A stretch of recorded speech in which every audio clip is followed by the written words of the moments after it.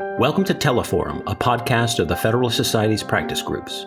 I'm Dean Reuter, Vice President, General Counsel, and Director of Practice Groups at the Federalist Society. For exclusive access to live recordings of practice group Teleforum calls, become a Federalist Society member today at fedsoc.org. Welcome to the Federalist Society's virtual event.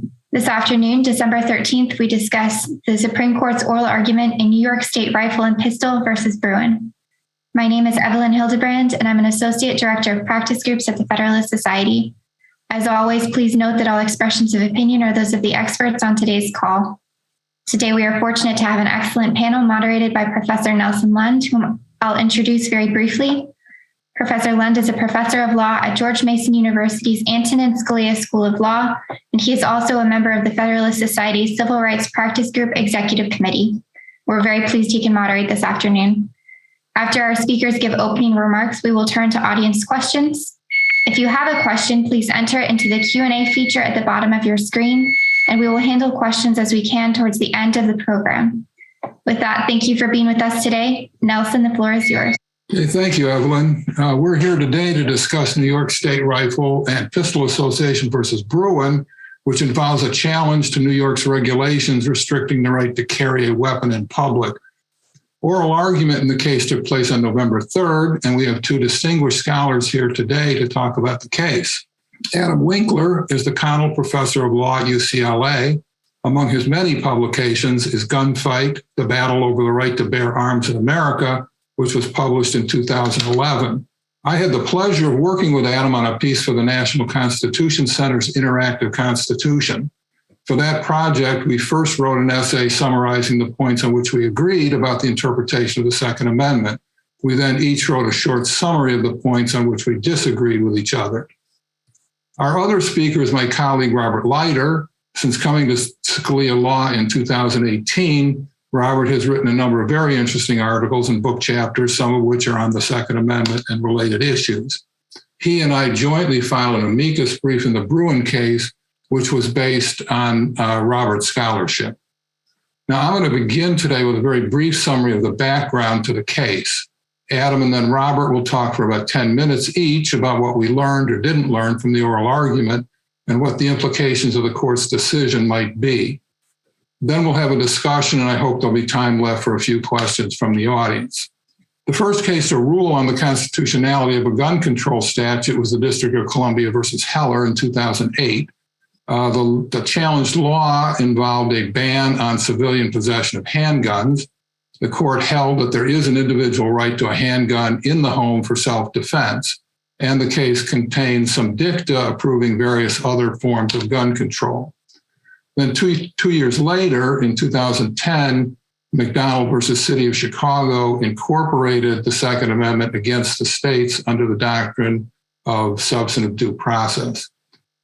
Then we had about 10 years of lower courts upholding almost every law that was challenged, usually invoking dicta from Heller or using intermediate scrutiny. Several of these cases upheld statutes resembling the one at issue in Bruen, but there were two exceptions. The DC Circuit invalidated a law similar to the law at issue in Bruen, which required civilians to show a special, particularized need to carry a concealed weapon for self-defense. The Seventh Circuit invalidated an even broader ban on carrying weapons in public for self-defense at all. In both cases, the government decided not to seek review in the Supreme Court. That brings us to the Bruen case and to Adam Winkler. Adam? Well, thank you very much, Nelson, and thanks to Robert and to Evelyn and the Federalist Society for having me and for hosting this webinar on this obviously very, very important case.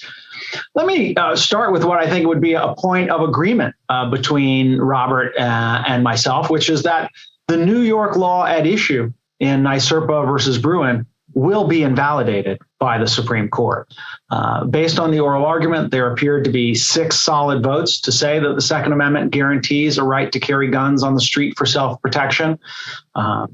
For years, the court has refused to rule on concealed carry, as Nelson mentions. And this despite the fact that several justices have been complaining in dissents from the denial of cert and elsewhere that the Second Amendment is being treated like a second-class right. Simply the idea is that the lower courts have been upholding too many gun control laws. And we've seen that point of view articulated by Justice Thomas, Justice Alito, Justice Gorsuch. But even after Justice Gorsuch's appointment, there didn't seem to be enough votes on the Supreme Court to go beyond Heller. Well, what has changed? One thing that's changed is there is a circuit split. But that can't be the reason why the courts jumped into this. There was a circuit split even when Gorsuch was appointed, and that didn't lead to the court taking this case, the case on concealed carry. What's changed is the personnel on the court. That there have been 3 new appointees to the court, all chosen in part because of their anticipated rulings on issues like guns and abortion. And so while Justices Breyer and Barrett are out doing public events trying to convince us that law is not just politics, we all know that politics is leading quite directly to a constitutional revolution across a host of domains, from gun rights to abortion, from union rights to religious freedom. Now, the court in the NYSERPA versus Bruen oral argument seemed to be leaning towards reliance on what it terms text, history, and tradition to decide this case. The text provides arguably the best basis for saying there is a right to carry firearms, right? The Second Amendment refers to a right to keep and bear arms, which seems like 2 different rights, a right to keep arms, to have them, and a right to bear them, that is, to carry them. And the Heller case, Justice Scalia's opinion, said that bear arms means the right to carry in case of confrontation, unrelated to any malicious service. And while I personally think Heller reached the right result, we do know that since Heller was decided, there's a lot more historical evidence about the meaning of bear arms in the founding era. And frankly, it just doesn't support Justice Scalia's argument. We have, for instance, corpus linguistics databases of early English language texts from the founding era. BYU, for instance, has a corpus of founding era American English that includes over 130 million words from a range of sources dating from 1760 to 1799. Well, what these corpus linguistics, these databases show is that bear arms is used almost exclusively in a military context in the founding era. According to one study, 93% of all references to bear arms in the founding era was in a military context. Only 4% were in a non-military context. You couple that with 1, the text of the Second Amendment that clearly refers to militia service, and 2, the fact that in none of the ratification debates, there is not a single statement in any of the ratification debates about a person bearing arms for personal protection against a criminal. Not one. The debate in the ratification debates was all about the militias. Occasionally, there was references to, as in Pennsylvania, defense of the state and themselves, but the people themselves. But the people themselves was always referred to in a communal purpose, a communal way, not an individual carrying a firearm in case of confrontation by a criminal. In fact, it's quite amazing. If we were to have a constitutional ratification today about the Second Amendment, there would be extensive discussion about personal protection, protecting your liberty against criminals. That's not how people understood firearms primarily in the founding era. Firearms were primarily offensive weapons because the nature of the technology was that it was a bad idea to store a loaded firearm in your home. In fact, some places like Boston prohibited you from doing so because gunpowder was highly explosive. And even if you had a firearm for your home for personal protection, if someone's coming in the window, it would take you over a minute to load that firearm, and you'd only get 1 shot through a firearm that was not rifled and thus probably was inaccurate. You just didn't use firearms for self-defense the way we would use them today. And indeed, if we look beyond text and to history and tradition, we find at best weak and ambiguous support for a right to carry outside of militia service. Tennessee in 1821 passed a law saying you can't carry concealed firearms at all. Texas in 1871 said you have to show a need to be able to carry a firearm. West Virginia and Alabama had need-based laws too. And by the way, those laws were only defenses. They weren't permitting systems. You'd have to go to trial if you were carrying a firearm and rely on a jury to determine that you had an immediate need to be armed. The challengers in this case cite a couple of cases that invalidated bans on concealed carry, including Bliss versus Commonwealth in Kentucky of 1822, Nunn versus State in Georgia in 1846. But there are at least 26 cases over the past 150 years that go the other way and that uphold bans or extensive restrictions on concealed carry. Moreover, there's a long tradition of restrictions on concealed carry, including nearly 100 years of concealed carry permitting on the basis of a showing of special need. Now, in fairness, today such laws are pretty rare. At least 40 states have revised their concealed carry laws to eliminate the need requirement since the 1980s. In my opinion, despite the justices' professed commitment to text, history, and tradition, the ruling that comes in NYSERPA versus Bruen will instead reflect a living constitution, the evolving understanding of the Second Amendment and the right to carry concealed that has shaped American law over the last 40 years and is about to find its final crowning achievement in the Supreme Court. So what is next? Well, some people think that this case is the end of the battle over concealed carry in the United States. But I would suggest that we're likely to see states fight vigorously to prevent concealed carry, much of they have done in the abortion space, and try to fight against the Supreme Court's rulings. And the oral argument, I think, made clear where those battles will take place, over what counts as a sensitive place. Heller said that the Second Amendment does not prohibit government from adopting laws that restrict guns or prohibit them from sensitive places, such as schools and government buildings. And in the oral argument, several justices asked about whether a right to carry would extend to potential sensitive places, like the New York City subway system, to Times Square on New Year's Eve, to college campuses, and even Yankee Stadium got a shout out in the oral argument. My prediction is that places like New York and places like California are likely to very broadly define sensitive places to make it extremely hard or unattractive to carry a firearm, even if you have a permit. You might be able to get a concealed carry permit, but it's going to be very burdensome to actually carry the firearm due to restrictions on sensitive places. This is going to lead to a lot of litigation. And it's very hard to imagine how the court will be able to define what counts as a sensitive place with any kind of clarity. Is it a place where people crowd together?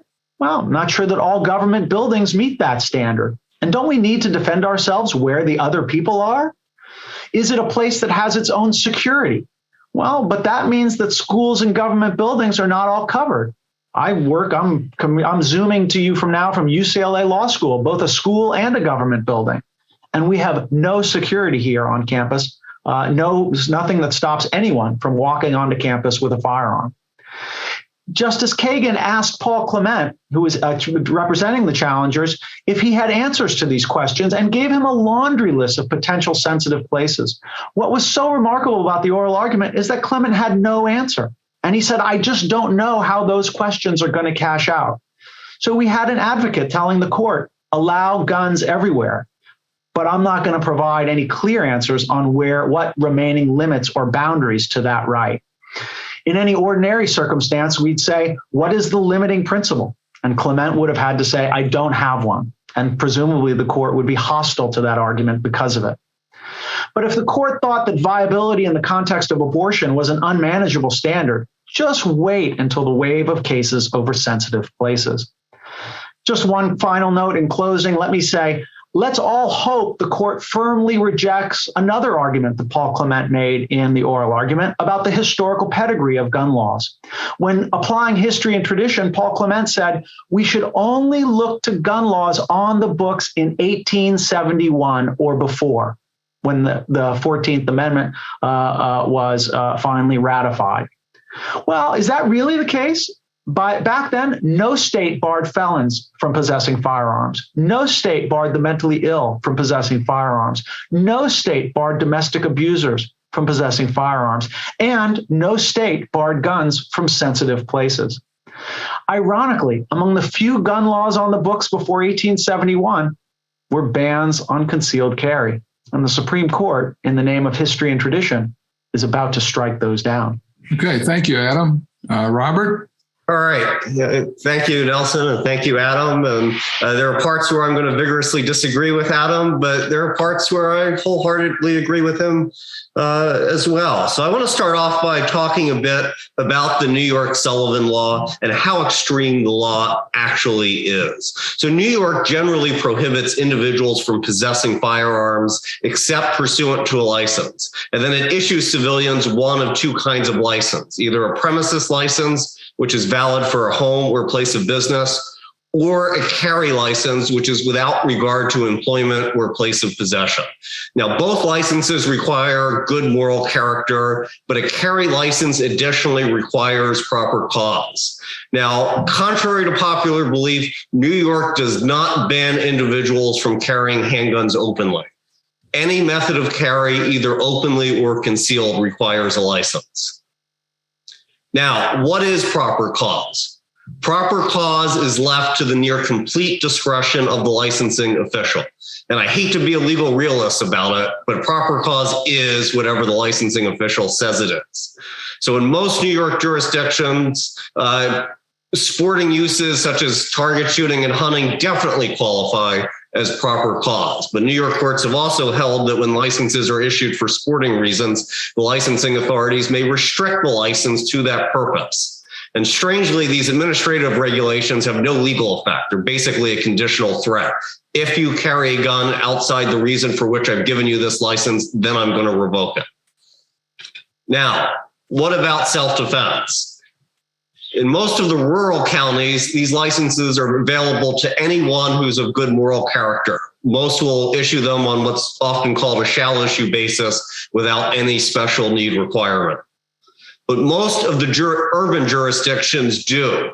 In these jurisdictions, a person must demonstrate a special need for self-protection distinguishable from that of the general community or of persons who are engaged in the same profession. So it's not enough to be in a high-risk profession like a taxi driver who has among the most dangerous jobs when you measure it by risk of work-related homicide and assault. You have to be a taxi driver who has a higher risk than other taxi drivers. And in practice, the proper cause standard for self-defense varies very widely. Some jurisdictions may issue it to business owners who deal in cash. Others effectively restrict licenses only to very high cash businesses or to people with documented death threats. And there are three things that make New York's law particularly extreme. First, getting a license for a non-business reason is tricky. You have to have a serious enough threat to your life that you can convince the licensing official to issue the license, but the threat can't be so imminent and so acute that you can't wait the over 6 months that it takes a licensing official in New York to process the license. So you're sort of stuck in a catch-22. Second, judicial review in New York is practically non-existent.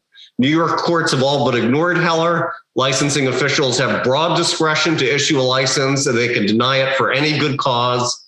And even after Heller, a court will review whether the licensing official has a rational basis to deny a license. So licensing officials can basically do what they want subject to the most minimal judicial review. And this has been an issue that did come up during oral argument. Third is that New York almost completely bans non-residents from possessing handguns. If you don't live or work in New York, you can't get a license. And if you can't get a license, you can't carry a handgun in New York in any location, rural or urban, for any reason except for some limited organized competitions. And so with this background in mind, let me talk about what this case is really about. The question in this case is whether a state can generally ban most of its citizens from carrying firearms in public for self-defense by restricting self-defense licenses only to those who have demonstrated an individual particularized need to carry a firearm. And despite some attempts at obfuscation, this case is not about any of the following. It's not about whether law enforcement officers can exercise some discretion about an individual's suitability before licensing a person to carry a gun in public. It's not about whether the state can prohibit firearms in sensitive areas or any other narrowly defined public place. It's not about whether the state may more rigorously regulate public carry in urban versus rural areas. And it's not about whether a state may prohibit the carrying of concealed weapons when it leaves individuals free to bear arms openly. And it's not necessarily about the precise standard of review for Second Amendment claims, although the court might shed some light on that question when it decides this case. All right, so from that background, let me talk a little bit about oral argument in the case. So much of the oral argument focused on how the court should review Second Amendment claims, particularly how a text history and tradition test would apply. Now, I do agree with Adam that when it comes to the right to carry arms in public, the text, history, and tradition test is more complicated than it was in Heller. When we look at the issue in Heller, which is whether an individual had any right at all to keep arms in the home if he was not enrolled in an organized militia, I think there's virtually no evidence that the framers conditioned the Second Amendment right on that. And if you look at Justice Stevens' dissent in Heller, for example, it results from confusion and equivocation about the militia, which he treats as a state army rather than as a civilian or citizens army. But the history of public carry is more mixed, and there are some historical facts that provide superficial support for New York's view. You have the Statute of Northampton, which was passed in 1328, which restricted going armed in fairs, marketplaces, before the justices and elsewhere. There was some common law power of justices of the peace to require those going armed to post sureties to keep the peace. And after the Civil War, many states embarked on an effort to restrict the carrying of handguns, whether openly or concealed. Now, most of the total bans on carry were struck down in part, but a few survived, with Texas having probably the most extreme regulation of any jurisdiction that was upheld by a court.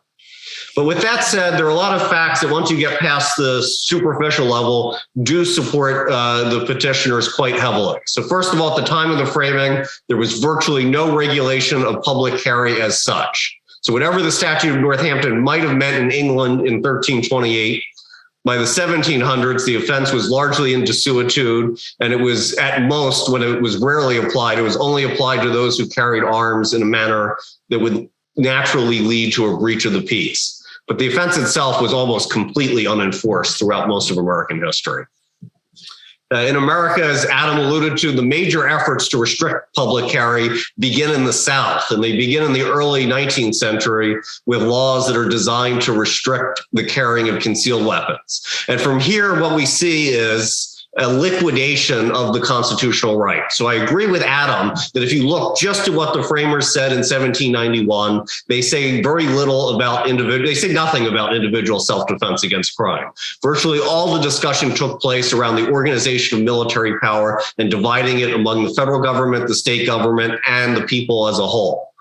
But if you look at what the First Amendment meant in 1791, no one talked about sports pages and whether sports reporters would be, whether that kind of reporting would be covered. They were obviously focused on political discourse. So I don't think you can infer from exactly what the debates were all of the limits of the substantive rights. I think the framers expected, as with other constitutional provisions, that their meaning would be liquidated as time went on. And when you look at how it liquidated in America during the 19th century, most of the laws against carrying concealed weapons were upheld because they were considered regulations, not prohibitions of the right to bear arms. And Adam's scholarship notes this with some detail. But this is important because most state Supreme Courts recognize a general common law right, which was codified in the Second Amendment and state constitutions, to carry arms in public. So I will close by saying that in the argument itself, three things stood out to me.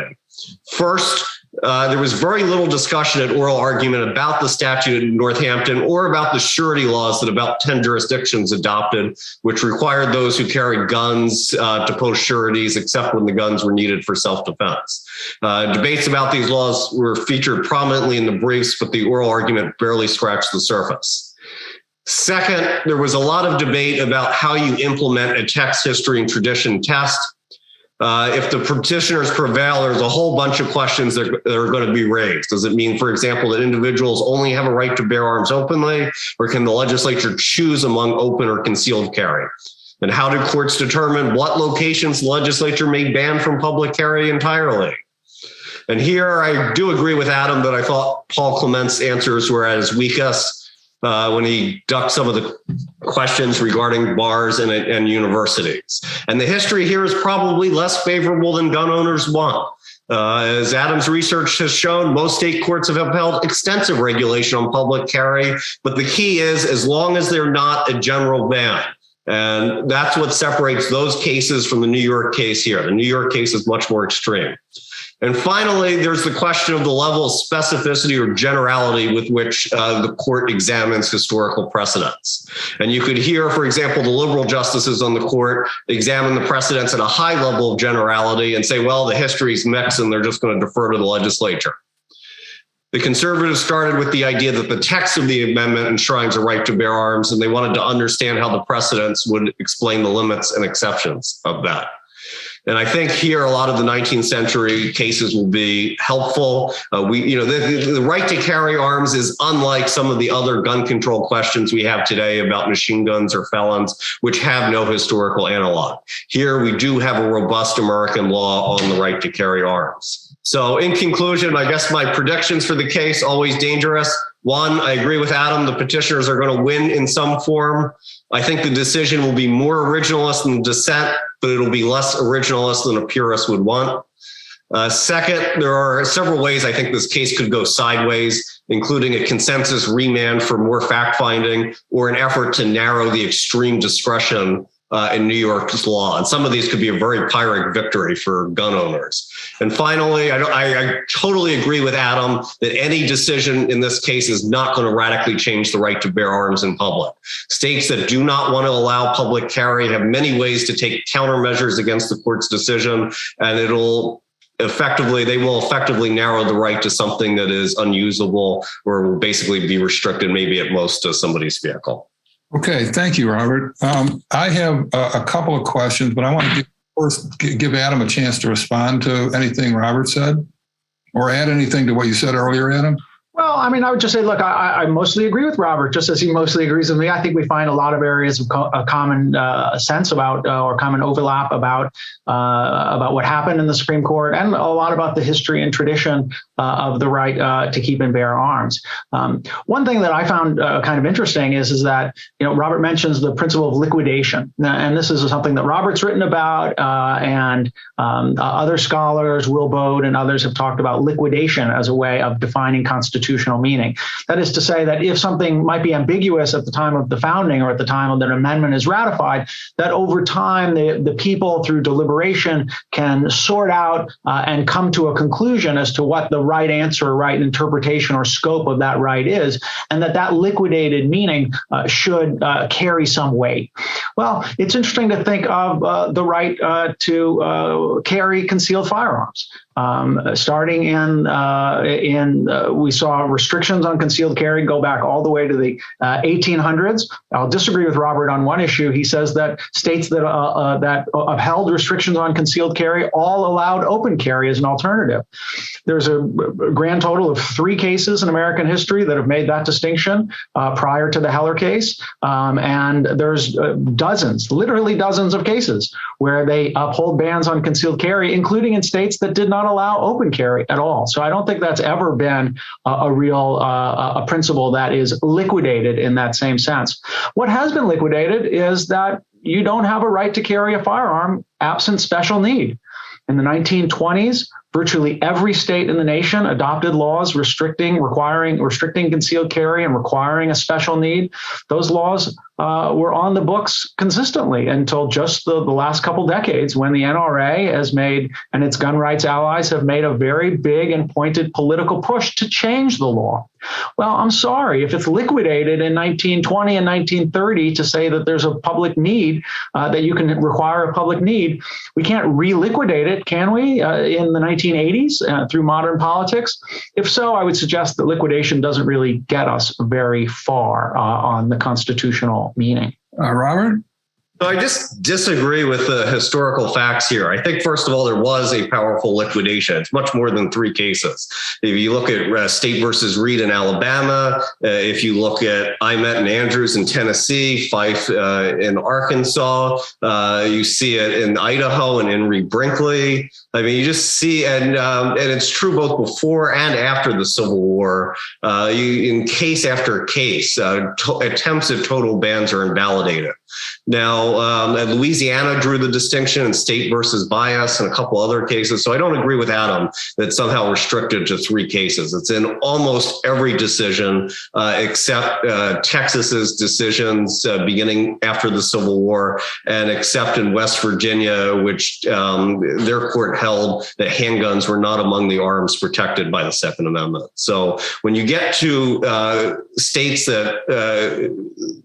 that recognize handguns as protected arms, there's virtually no support for the idea that a total ban, as opposed to just a ban on concealed carry, is permissible. Second, on the special need requirement, I also disagree with Adam that this comes about in the 1920s. It doesn't. It's actually a product of the 1960s. So in the 1920s, you do have a move from the National Commission on Uniform State Laws to pass the Uniform Firearms Act, which came from previous proposals of the Revolver Association to have this sort of special need requirement. But the requirement only applied to guns that were carried in a vehicle or concealed on or about the person. And the theory was that it only applied to concealed weapons, and that weapons carried in a vehicle were concealed, that even if you put it on the dashboard, for example, most people from the outside couldn't see it. This is true through much of the country, Pennsylvania, New Jersey, some of the states that today have the strictest laws. These laws did not apply to open carry until the 1960s. So California too. California has a proper cause requirement and has had it since the early 20th century.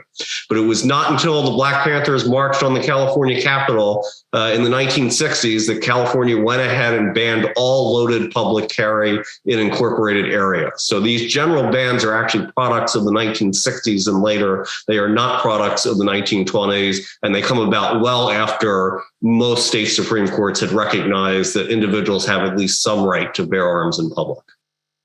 Well, I'm shocked to find that 2 lawyers disagree about what prior cases have said. And if we had sufficient time here, maybe we could come to an agreement. But I suspect that disagreement between the 2 of you is going to have to be settled in writing rather than orally. So unless one of you really wants to keep going on that one, I suggest that we leave that for further discussion in a more precise forum than we can do orally. I want to let you, either of you, at any point, add anything you want to what you said before. But I have a couple of questions that I'd like to get both of your views on. I was struck after Heller with all of its rhetoric about text, history, and tradition, and its denunciation of Justice Breyer's interest balancing approach in his dissenting opinion, that every single circuit court pretty quickly coalesced around the use of the tiers of scrutiny approach, and overwhelming, I think, majority of cases were decided, other than the ones that relied on dicta and Heller, where you used intermediate scrutiny and upheld the laws. It just seemed to be a very rapid and solid consensus among the circuit courts. And then when we get to this, now there have been some dissents, including perhaps most prominently, then Judge Brett Kavanaugh on the DC Circuit wrote a dissenting opinion saying, well, no, you can't. Heller forbids the use of the tiers of scrutiny or intermediate scrutiny. And then when we get to this case, all of the litigants, I think, both sides and the United States all seem to assume that the court was going to decide this case on the basis of text, history, and tradition, contrary to what all the circuit courts have been doing for 10 years. I mean, they threw in as a secondary argument their response if the court uses tiers of scrutiny. But they seem to have read the Supreme Court's hints in Heller the same way that Judge Kavanaugh did when he was on the DC Circuit. And I wonder if either of you have any any comments on the significance of this discrepancy between what the circuit courts did and what all of the litigants now seem to think the Supreme Court wanted them to do? Either one of you have anything to suggest about that? I'm happy to jump in or to defer to Robert on this. So first of all, I slightly disagree with your premise. I mean, it's a big piece of of New York's briefs arguing for intermediate scrutiny. There were a lot of amicus briefs that were coordinated and organized to argue for the adoption of the kind of intermediate scrutiny that the lower courts have adopted. At the same time, I think everyone recognizes that his text, history, and tradition is a far more likely tool that the courts, or methodology that the court's going to use to solve this problem. I don't think it has much to do with Heller as much as it has to do with the personnel on the court. The personnel has changed, and the personnel has changed in a way to add Gorsuch and Kavanaugh and Barrett, all people who have a strong history of focusing on text, history, and tradition types of ways of approaching constitutional issues. So I think it was really just a strategic matter. Look, if you're not going to win on intermediate scrutiny, I think progressives are going to the Supreme Court now and have to argue text, history, and tradition. And if they don't, they're going to be sorry because they're not going to win in this current Supreme Court. So I think that is probably explains what's happened with regards to the advocates. I do think it'll be really interesting to see. I mean, you can see from the debate between Robert and I, who knows what this history really stands for at the end of the day. The historians generally seem to be opposed to the strong gun rights view of American history that we see put forward by the petitioners and others, and amici in this case. So we're not going to defer to the historians who seem to want to put context and understand a larger historical background. And so we're really just going to be debating about a history that is really very ambiguous and has competing threads that go in different directions. I think if anyone wants to look at how troublesome text, history, and tradition could be, just look at Justice Kavanaugh's dissenting opinion in the Heller 2 case, which was the lower court opinion that Nelson mentioned. In that case, he says we have to look to text, history, and tradition. And he says in that case which deals with a ban on certain semi-automatic military-style rifles, that there's no history and tradition of bans on all semi-automatic weapons. Well, why is that the right question? Right? I mean, there were some early bans on semi-automatic weapons adopted in some cities and whatnot. But the slippage that he makes from, well, can we ban a particular kind of weapon that happens to be semi-automatic to whether we've ever banned all semi-automatics, including guns that are not banned by this particular law, just shows how slippery the level of generality move is in this history and tradition, and why history and tradition, while we look to it as a source to provide more certainty and more clarity and to limit judicial activism, it's going to turn out to do nothing of the sort and will just allow justices to embed their own biases in the law in the disguise of text, history, and tradition. Robert? I'd like to disagree with a lot of what Adam has said here. So first of all, as a preliminary matter, I don't think we should care one bit about what the historians think. The historians are not engaged in a legal project. They are engaged in looking at the social and economic and political context with which that we're doing law, but they're not interested in law as its own artificial system to try to figure out what the law was and, how it's put together. So I think deferring to historians that are engaged in a fundamentally different academic enterprise is a serious mistake. In terms of using history, I think three things matter here. First of all, for the right to carry guns in public, we have law here, and that's important. There are a lot of issues like, whether you can ban felons from having guns, that you can't go back and look at 1789 or 1791 and draw any inferences from that. But when it comes to the right to carry guns, we have had a century of liquidation. And so the court is not writing on a blank slate. Second, I think the court has gone in this direction because there's enormous frustration with some people and probably some of the justices with what the lower courts have done to narrow the Second Amendment. The judges at the Court of Appeals who have been opposed to gun rights have been enormously successful at narrowing the right. Whether you talk about intermediate scrutiny or strict scrutiny, public safety will always be an important or compelling governmental interest. So there's no way to get around it. And so the question always becomes one of narrow tailoring.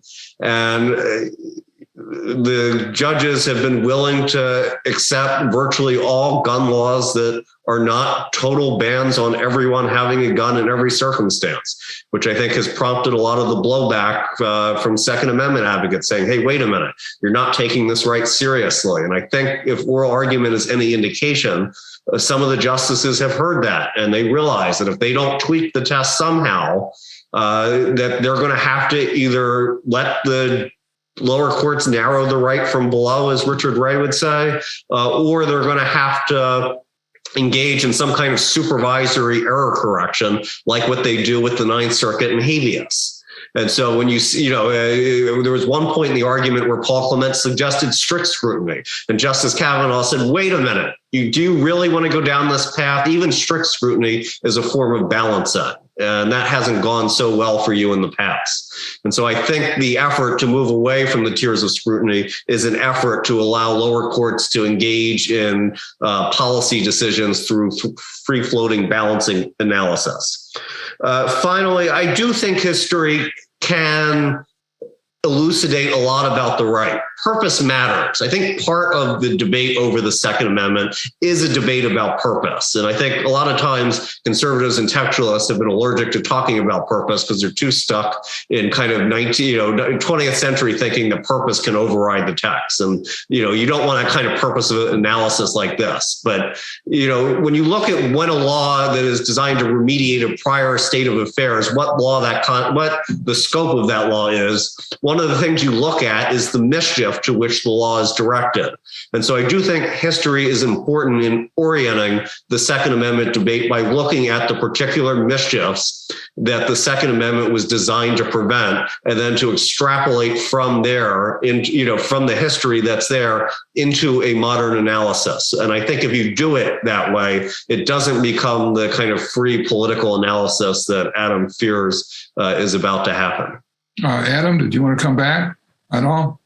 Well, I would just say that if we follow Robert's advice and look at the mischief that the amendment was designed to prevent, well, he already admitted there's no discussion that it was designed to prevent the government from stopping people from using firearms for self-defense against criminals and in the event of confrontation. That's just not the way they understood the right to bear arms back in the day. It was militia-based. If we want to look at the purpose, well, the reason why we have a Second Amendment is because of Article 1. Article 1 gave the federal government the power to organize, arm, discipline, and otherwise call out and control the state militias. That was a subject that was a problem in the view of many at the time of the Constitution, and that was the specific reason the Second Amendment was added to the Constitution. That was the issue that was to be avoided, was federal overreach that disarmed state militias in the name of tyranny. So if we look at those, I think we probably have to then reconsider Heller. I don't think we need to reconsider Heller. I don't find it problematic that we have a living constitution or that judges engage in this kind of interest balancing. I think they do so anyway. They just use history and tradition to hide the fact. Anything quick, Robert? I mean, I think the history that he just gave is totally wrong. I don't have the time to kind of go through all the errors in reasoning. It's not aimed at states having their own armies. But, I think when you look at the mischief, you don't just look at the narrow debates that they had during the state ratifying convention. You have to look at, everything that the amendment was designed to remedy. Like I said, I don't think today we would say the First Amendment allows the government to have content-based censorship on the sports pages just because the framers never talked about sports when they were codifying the amendment. So I think the analysis is a little bit broader than that. And let me end it there because otherwise there's a lot more to it that I think I don't want to get sidetracked. Once again, I'm shocked that two lawyers read history differently, but probably there's a better forums to really finish thrashing this out. I have one other question that's kind of a follow-up or connected with my first question. which has to do with the views expressed by Kavanaugh and Barrett at the oral argument. Kavanaugh, not surprisingly, kind of attacked the whole tiers of scrutiny approach to adjudication under the Second Amendment, even going so far as to specifically cite an amicus brief that supported his position in the D.C. Circuit, and he thinks everybody should accept that now. So he was very clear, pretty clear as you can be, I think, that he's sticking to the position he took in the D.C. Circuit, which is the tiers of scrutiny are out, no balancing, no means-end analysis, all text, history, and tradition. But then Justice Barrett, later in the oral argument, started asking about analogies to the First Amendment. And here's a place where I think I'm going to disagree a little bit, Adam, with something you said earlier. She wrote a dissent when she was on the Seventh Circuit, which was mostly about text, history, and tradition. But when she got to the actual issue in the case, she used heightened scrutiny. She didn't make a big advertisement about it, but that's what she did. She went and used means-end analysis. And of course, there's a really important Seventh Circuit decision by her colleague, Diane Sykes, that really pushes the analogy with First Amendment jurisprudence pretty hard.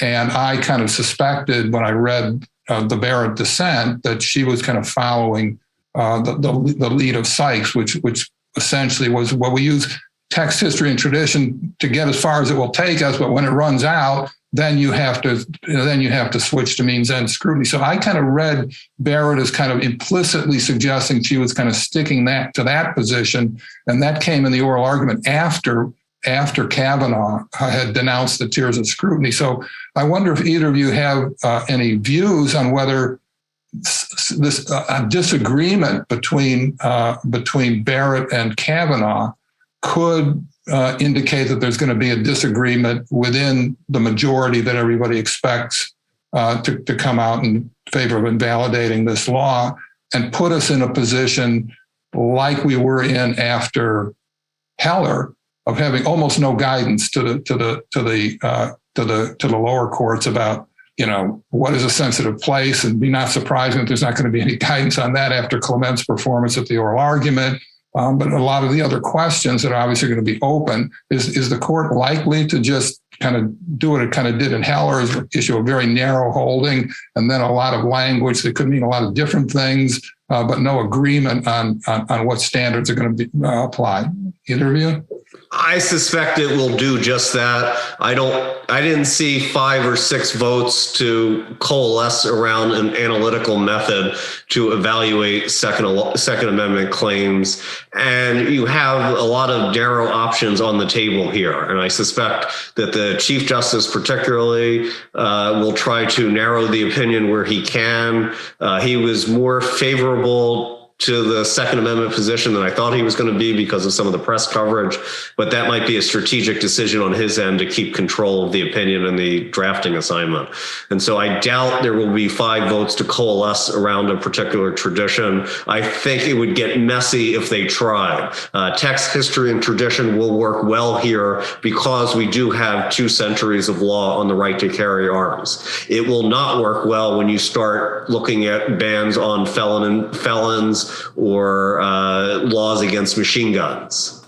And in fact, it might work contrary to laws. If you take the military-related purposes of the Second Amendment seriously, maybe the ban on machine guns does need to fall. So I think that a text, history, and tradition is going to run out on them very quickly. And for that reason, I am not expecting them to announce any sort of rigorous analytical method that has the sanction of the court. Adam? Yeah, I agree with that. I do think that, and I think it's an issue we're going to see, I think, in a number of areas of constitutional law in the coming years, that because there's a conservative supermajority on the Supreme Court, we're going to start to see fissures between different factions of the conservative majority on how they want to approach some of these issues. So we'll get a law like New York's law struck down, but I wouldn't be shocked at all if there is no majority opinion that covers everything, that a majority opinion is only about the judgment and maybe about maybe some of the text, history, and tradition, as Robert suggests, and then they split up. because I don't imagine that Thomas or Gorsuch or Kavanaugh are going to sign on to an opinion that says strict scrutiny comes in at any point, or intermediate scrutiny comes in at any point.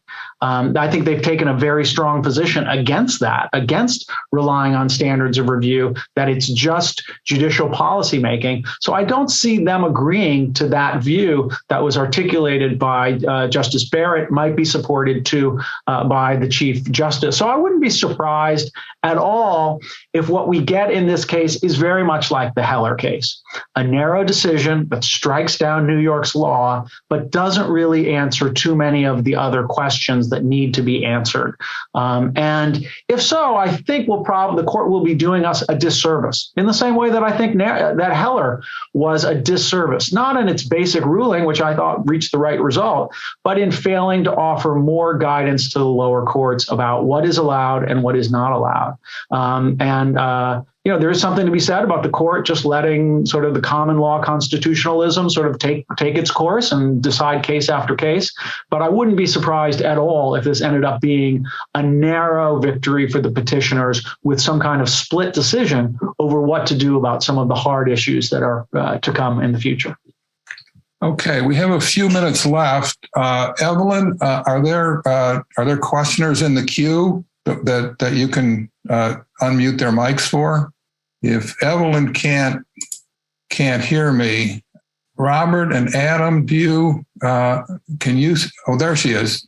Can you hear me, Evelyn? Yes, I can. I think, were you asking for Tom Palmer to be able to ask a question? No, I was asking whether you have people in the queue to ask questions.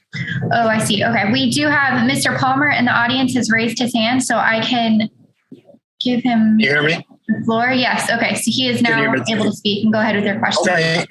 Thank you.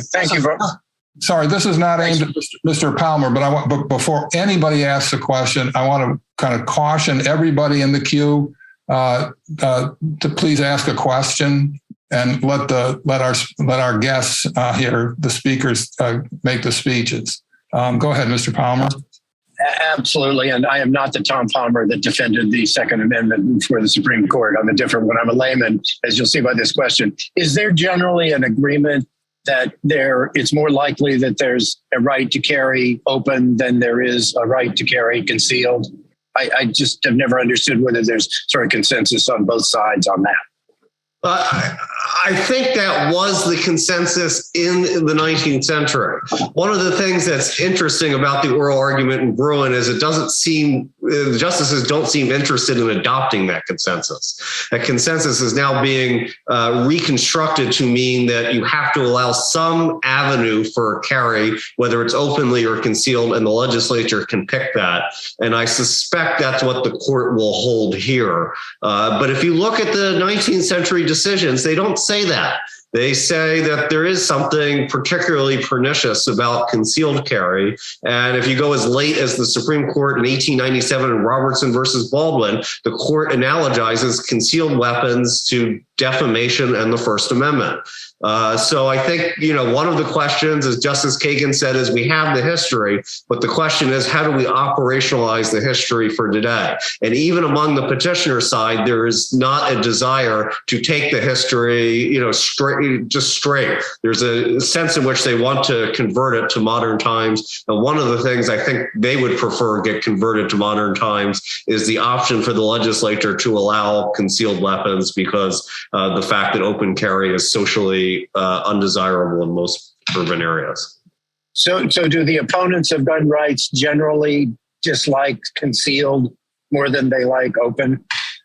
More than they dislike open? I think opponents of gun rights don't like carry in any form. I think they would particularly not like people openly displaying their weapons. But the irony of the situation is, if they're interested in maximally restricting the right, one of the things they could do is to ban concealed carry, force people to allow open carry, and then allow social pressure to take care of the rest. And if you look at what actually happened during the 19th century, that was largely it. That a lot of the bans on concealed carry were intended to broadly discourage any public carry. But since legislatures didn't think they had the constitutional authority to enact a complete ban. What they said is, look, we'll force people to carry openly, and social pressure will take care of the rest. And open carry, even in the 19th century, was not common outside of frontier areas. So, there are, so I think, but when you look at what DC did not go that route. It decided that it just didn't want to tolerate the possibility that people would carry arms openly. And so DC is now a shall issue jurisdiction. But I think that's one thing that could go either way. Adam? Yeah, I'm in agreement with Robert on that. I think I agree with him. And I wrote an op-ed in the LA Times some years ago when this issue was bubbling up, saying maybe if California wants to really reduce the number of guns on city streets, but it has to allow some kind of carry, maybe open carry is what they should adopt. I don't think that's going to happen because I think, especially among the gun safety advocates who don't really know anything about guns, the mere fact of seeing a gun is going to freak them out. And so I don't think that there may be a better argument that open carry is constitutionally protected than concealed carry. There certainly have been fewer restrictions on open carry than there have been on concealed carry over the course of American history. So if you're going to look at history and tradition, then that would certainly be something that you might go to. But the debate currently is certainly focused on concealed carry. I gather you're saying the opponents of gun rights are divided on that subject. They don't all agree. I think they probably all are opposed to open carry as well as concealed carry. Open carry is just less of an issue for the most part, because the gun rights advocates aren't looking they're not filing cases asking for the court to recognize a right to openly carry. Not too many of them anyway. There might, there's always a case out there, but so the threat seems to be concealed carry, not open carry in their minds. Evelyn, do we have time for one more question or not? I think we have time for a final question with very brief answers. Maybe I'll go to the Q&A. And I apologize. I know we have a lot of questions in the queue, but we're not going to be able to get to them. I don't know if either of you see a question that looks like a particularly quick answer. Maybe can someone say more about the mischief that the 14th Amendment was aimed at regarding bearing arms, including concealed handguns and self-protection? That sounds like a question for Robert. Does that lend itself to a quick answer? I think one of the principal things that the 14th Amendment was aimed at was the failure of state governments to provide equal protection of the laws, where protection didn't mean substantive equality. Protection literally meant protection, that the executive would enforce the laws. And so, when you tie that back to the bearing of arms, I think the bearing of arms was extremely important for the framers of the 14th Amendment, because private self-defense was a way in which individuals could fill the gap when state officers failed to enforce the laws and thereby allowed violence against minorities in the population. Adam? You have time for one more question. What you don't have time for is a bunch of law professor answers because they take way too long. Okay. Evelyn, you want to close us out? Yes, on that note, I would like to close this out. Thank you very much to our experts for your commentary, your expertise on this subject. Thank you to our moderator. Thank you very much to our participants. I do apologize we weren't able to get to all the questions, but I think we could probably go for another hour, and that's the amount of time that we had today. So thank you very much for your attention and sending in your questions. We welcome listener feedback, by email at info@fed-soc.org. So send in your comments to that email address. And in the meantime, until next time, we are adjourned. Thank you very much. Thank you for listening to this episode of Teleform, a podcast of the Federalist Society's practice groups. For more information about the Federalist Society, the practice groups, and to become a Federalist Society member, please visit our website at fedsoc.org.